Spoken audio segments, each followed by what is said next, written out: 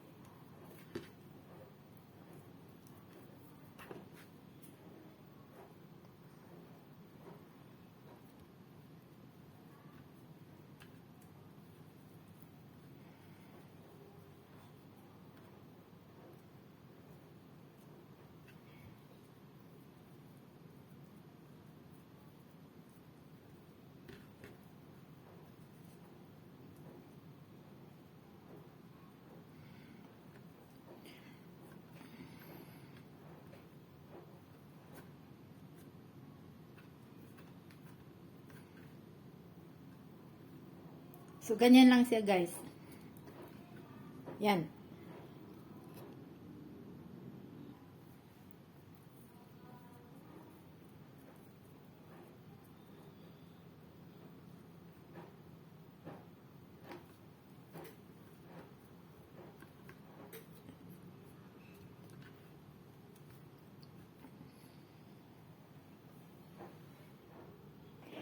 So, this is my spring roll. Yung nasa loob po yan ay barbecue meat. I just try. This is my first time to do this. But, this is the minced fish. That, yung pinakita ko na una-una kanina. Ngayon, kailangan natin gandahan yung yung minced fish roll. Yan guys. Yan. Ginawa ko siyang donut style. Kasi ganito yan guys. Oh. Ngayon gagawin natin ay i-roll natin siya. Gaganyanin natin siya. Para magiging donut style. Tingnan natin guys kung ano ang labas niyan. This is first time ko rin gawin ganito.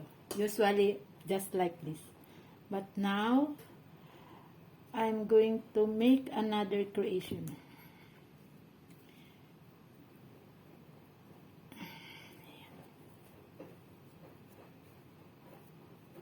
I-try nyo rin guys ha. Yan. So, instead na stick siya pahaba, yan ginawa kong pabilog. Para naman maibang style guys. Then, you try also ha.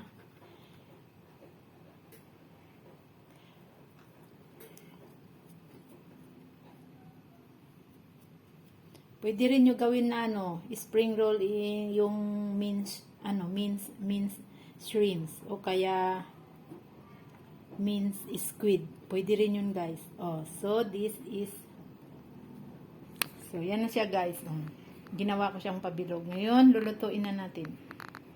Pa-fry natin siya.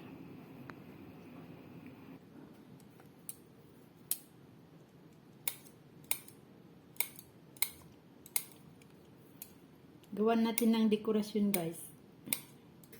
I hope maganda tingnan.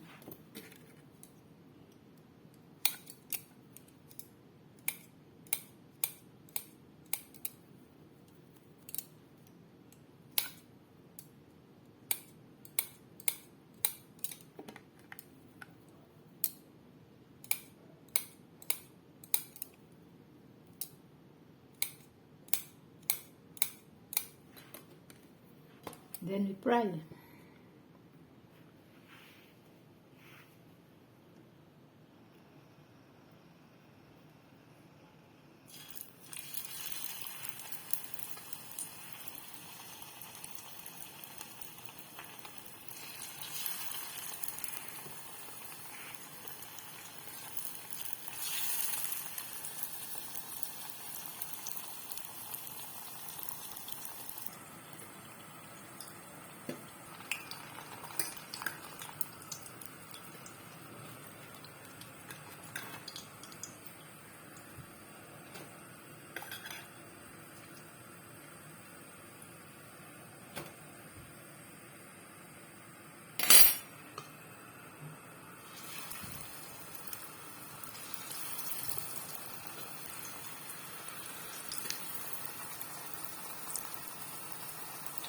So this is the other one, the fish.